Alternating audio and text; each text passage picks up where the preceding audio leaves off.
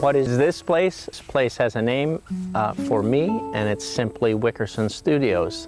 It's my first studio in my life. I began without thinking of a studio with walls or a studio with synthetic light or a studio with water and electricity and things like that. So it's not that the things built here are actually for facilitating studio processes. They can, but it's more the making of those things. And whereas a dwelling or a structure may appear that way, I rather think of it as a monument or a sculpture or a structure in and of itself. I came here in 2001 from Canada. Southern Ontario I originated from, but came here with basically the degrees that I achieved and where I was going through art school and practicing in Toronto, Ontario as an artist, teaching a bit on the East Coast, and then took a position here in Kansas City. And we came up here and it was not like this. It was all cut groom grass, red barn, the house was there, and immediately just that fall we cleared out the old barn and put in a gravel road, and this place started to be created in the fall of 2009 and stayed ever since. Put a washer on the end of the hose and blast it, clean off all the muck and mire. I don't know what mire means. It's a great word though, I was just thinking that. I love mire. What is mire? Basically, I've been working on the property. This is about maybe the sixth structure, whether it's a hole dug or whether it's a building built. This is probably the most permanent one. It's something from the aerial views and watching what had been developing here, I knew something had to exist on this corner. And so I started to dig a trench, which I call the trench of accomplishment, sometimes the ditch of despair. And we started to drag up these kind of wounded or dead like trees, hickory, walnut, and oak. The building itself, I am calling Fisher of Man because it's gathered so many people, men and women, back to the property, and I think it's been a great place for it, and it's the most durable building that I've been building, and it's put me from the outer perimeter of the trench into noticing the perimeter of the whole property, and it's extended to the rock areas of where I've been gathering these stones. Women don't find you handsome, they should at least find you handy. My wife Beth, she's agreed with all the, I call them cockamamie ideas I've come up with, and this is the most normal or satisfying cockamamie idea I've come up with, and it's to be in the backyard and to be digging where she can look out the window and see where I am and see where I can put my hours in. It's kind of a challenge, you know, when he's gone. It's better when he's here working because, you know, we're both here and we're both interacting with the kids and they have a lot of fun, so it's not bad. I think she's very generous with those, with how we kind of fund ourselves and make things happen here. Why she tolerates me, I don't know. Oscar, 4-foot rule. You know what that means? Hold your hands outside the side. That's 4 feet. Being married to Michael is,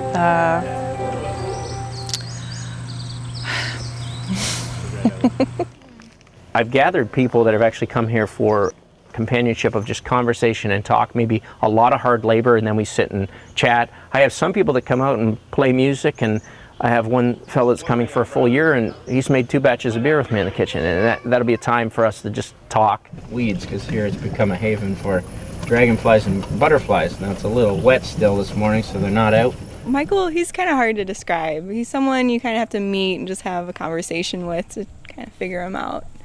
Even then, you probably can't figure him out. Yeah, he's a genuine sort of fellow, good character, a lot of good ideas. people usually kind of gather around him when there's a lot of people in the room. He's kind of the one that, I don't know, the leader, or not the leader, but the one everybody kind of looks to. There's often a pretty thin division between professional artists and ego, and Wickerson is one of the few artists that I know who is really in it for the value of the work instead of touting around a finished product. And so just to have conversation, to enjoy shared collaboration, just to enjoy sweat and work, it's more than I would have hoped. So I love it. I can't wait to see this building finished. I want to hold some sweats in it when it's done. So I'm very excited with the people not to talk about what they think I want to be said or what I think it's about. I think very much the people here that I've invited are not students of mine. I don't think of being a teacher. I think there's something I can learn from every single one of them. The longer that I've known him, I've felt less and less like a student. Like, I still learn from him, but he's definitely really for people coming out and doing their own thing, whether it be artwork or writing. You know, he just kind of lets people come out and be inspired by the land, like, as they may. He brings a lot of energy everywhere he is. A lot of people look for inspiration, but Michael he brings it.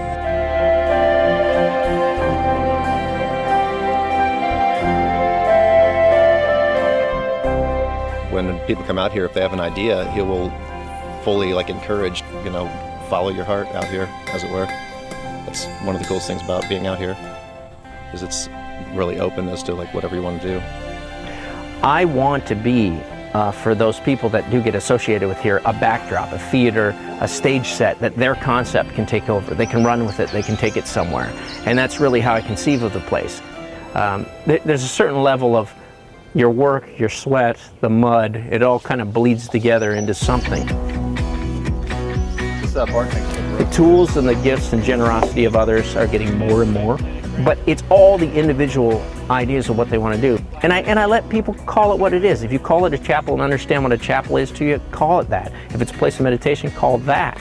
But see what it functions as for you. So I'm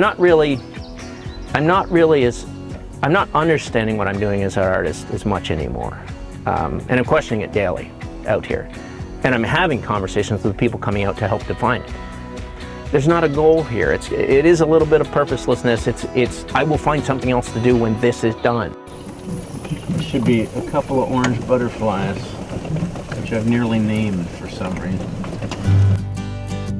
I think it was my grandmother had a little sticks that she had at Christmas with googly eyes on it, and there was a nut in the corner, a walnut, and that was me. And she knew from the beginning that was Mike, the nut of the family.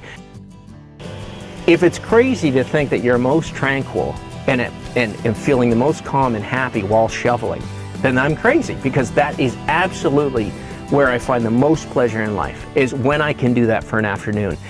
And for people that crochet and stitch and sew, and they do line after line and make these scarves, you could think they're nuts for doing that. And they just make scarves after scarves after scarf. And like a painter who'd put down little dabs of paint and paint a picture from that brush. All I do is with a shovel. I've chosen my tool, and it makes total sense, and I feel incredibly happy. I don't need to go to work. I don't need to go to the gym. I don't need to contemplate things or move into a different realm. It all is in one place. My whole life was night job after night job after night job, whether it was nights putting baby food jars up and stacking them and replenishing shelves, which seems absolutely insane to me, or driving a bread truck all hours of the night. This seems insane to me, but finally I'm in tune with what the day is and what raises, and I do have kind of some points of following the moon, following the sun, follow the seasons, let your heart be the only motor. These are kind of mottos that I've kind of put into myself. All I am is my mind and my health.